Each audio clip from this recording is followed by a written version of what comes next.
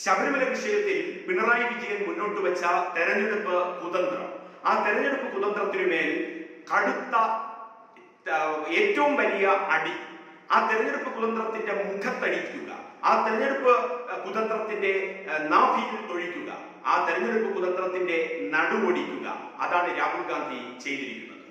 രാഹുൽ ഗാന്ധി ഒരിക്കലും കേരളത്തിൽ മത്സരിക്കാൻ എത്തും എന്ന് CPM-ഓ ഇടതുപക്ഷമോ സ്വപ്നത്തിൽ പോലും വിചാരിച്ചിരുന്നില്ല.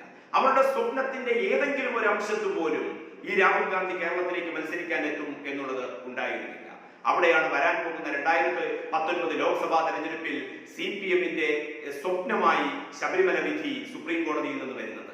അതിനെ പരമാവധി മുതലെടുക്കാൻ തന്നെയാണ് പിണറായി വിജയൻ തീരുമാനിച്ചത്. ശബരിമലയിലെ സുപ്രീം കോടതി വിധി ഒരിടത്തും പറയുന്നില്ല ശബരിമലയിൽ യുവതീ പ്രവേശനം സാധ്യമാക്കണം, ശബരിമലയിൽ സംസ്ഥാന സർക്കാർ നിങ്ങൾ യുവതീ പ്രവേശനം സാധ്യമാക്കൂ എന്ന് വിധിയിൽ ഒരിടത്തും പറയുന്നില്ല. പക്ഷേ ശബരിമലയെ സംഘർഷഭൂമി ആക്കുന്നത് വഴി RSS BJP-യെ ഒരു സൈഡിലേക്ക് കൊണ്ടുവന്ന് ശക്തമാക്കുന്നത് വഴി മറുഭാഗത്ത് ക്രോഡീകരിക്കുന്ന വോട്ട്, അത് മതേതരത്വത്തിന്റെയും നവോത്ഥാനത്തിന്റെയും ന്യൂനപക്ഷ സംരക്ഷണത്തിന്റെയും വോട്ട് തങ്ങളുടെ പോക്കറ്റിൽ വീഴ്ത്താമെന്ന് കണക്കുകൂട്ടി പിണറായി വിജയൻ. ആ കണക്കാണ് ശബരിമലയിൽ പിണറായി വിജയൻ എടുത്ത തന്ത്രം.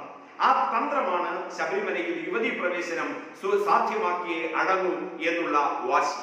ആ വാശിയിൽ പിണറായി വിജയൻ ചെയ്തത് രണ്ടു കാര്യങ്ങളാണ്. ഒന്ന്, നവോത്ഥാനം പറയുമ്പോൾ പ്രോഗ്രസീവ് ആയിട്ടുള്ള പുരോഗമനാത്മക ചിന്താഗതിക്കാരായിട്ടുള്ള എല്ലാവരും ബിയോണ്ട് കാസ്റ്റ് ആൻഡ് ക്രീഡ് എന്നാണ് അവർ എക്സ്പെക്ട് ചെയ്യുന്നത്. ജാതി മത രാഷ്ട്രീയ വർണ്ണ വർഗ ഭേദം അപ്പുറത്തേക്ക് പുരോഗമന ചിന്താഗതിക്കാരായ എല്ലാവരും നവോത്ഥാനത്തിന്റെയും സ്ത്രീ സുരക്ഷയുടെയും സ്ത്രീ സമത്വത്തിന്റെയും പേര് പറഞ്ഞ് തങ്ങളുടെ അടുക്കലേക്ക് വരും. അവിടെ സംഘർഷഭൂമിയാക്കി ശബരിമലയെ മാറ്റുമ്പോൾ ഒരു ഭാഗത്തേക്ക് ഹിന്ദുത്വം മാറും. ആ ഹിന്ദുത്വത്തിന്റെ വക്താവായി RSS-ഉം BJP-യും ചേരുമ്പോൾ ആന്റി ഹിന്ദുത്വ എന്നുള്ളത് നാടിന് അതൊരു നല്ലൊരു വിത്താണെന്ന് പിണറായി വിജയൻ തിരിച്ചറിയുന്നു. നാടിനാപത്താണ് ഹൈന്ദവത, നാടിനാപത്താണ് വർഗീയത. ആ വർഗീയതയ്ക്കെതിരെ ശബ്ദിക്കുന്നവരാണ് ഞങ്ങൾ. നോക്കൂ, ശബരിമലയിൽ RSS-ഉം BJP-യും വർഗീയതയ്ക്ക് വേണ്ടി കളിക്കുന്നു, ഹൈന്ദവതയ്ക്ക് വേണ്ടി കളിക്കുന്നു. ഇതൊരു ക്രോഡീകരണത്തിന് വേണ്ടി ഇവർ ശ്രമിക്കുന്നു. ഞങ്ങൾ നിലനിൽക്കുന്നത് പുരോഗമനവാദികളാണ്, ഞങ്ങൾ സ്ത്രീ സമത്വത്തിന് വേണ്ടി നിലനിൽക്കുന്നു, ലിംഗസമത്വത്തിന് വേണ്ടി നിലനിൽക്കുന്നു. സുപ്രീം കോടതി പറഞ്ഞില്ലെങ്കിലും ഞങ്ങൾ അവിടെ യുവതികളെ കയറ്റും. എന്തിനു കയറ്റണം? ശബരിമലയെ സംഘർഷഭൂമിയാക്കണം.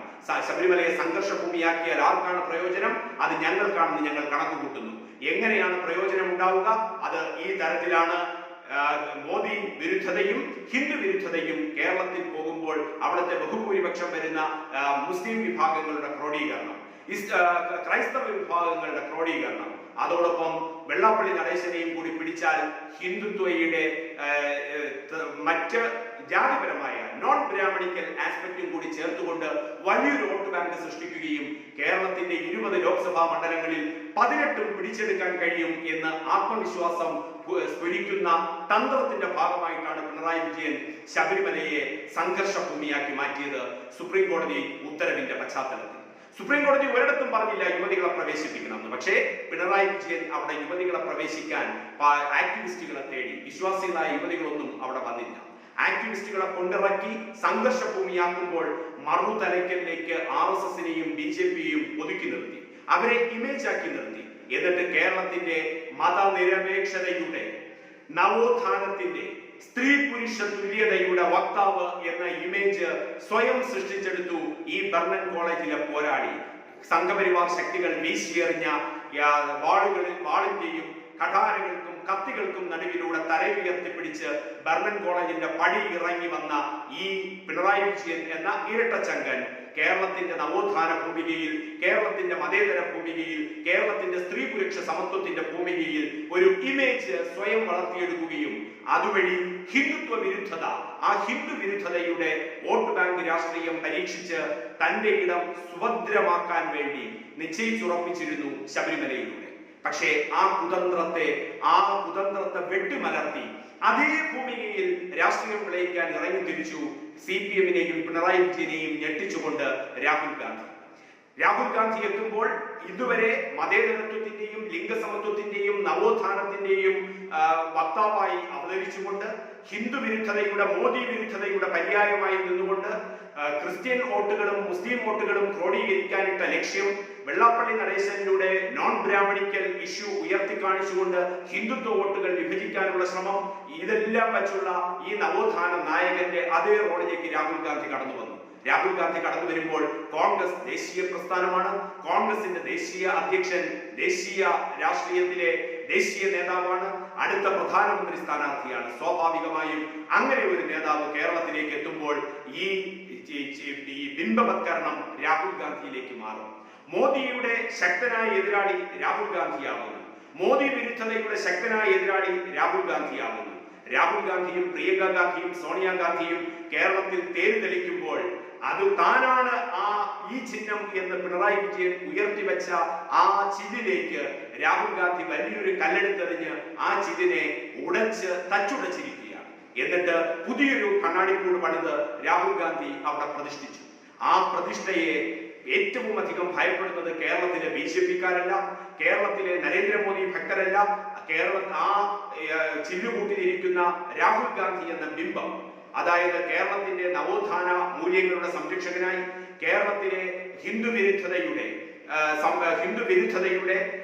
അതോടൊപ്പം ന്യൂനപക്ഷ സംരക്ഷകനായി, നോൺ ബ്രാഹ്മണിക്കൽ കാസ്റ്റുകളുടെ സംരക്ഷകനായി, യഥാർത്ഥ നവോത്ഥാന നായകനായി ഒരു മേട പണിഞ്ഞ് അതിൽ പ്രതിഷ്ഠിച്ച പിണറായി വിജയൻ എന്ന ബിംബം, ആ ബിംബം രാഹുൽ ഗാന്ധി തട്ടി തകർത്ത് ഭസ്മമാക്കി അതേ ചീലുകൂട്ടിൽ രാഹുൽ ഗാന്ധി കയറിയിരിക്കുമ്പോൾ, കേരളത്തിൽ ആകമാനം രാഹുൽ തരംഗമാണെന്ന് പറയുമ്പോൾ, രാഹുൽ സുനാമിയാണ് എന്ന് പറയുമ്പോൾ, ആ സുനാമിയിൽ ആ തരംഗത്തിൽ ഒലിച്ചു പോകുന്നത് BJP-യും മോദിയും മോദി ഭക്തരുമല്ല, ഈ പിണറായി വിജയനും പിണറായി വിജയന്റെ ഭക്തരാണെന്നും ആദ്യം തിരിച്ചറിയുന്നത് പിണറായി വിജയനും LDF-ഉം തന്നെയാണ്.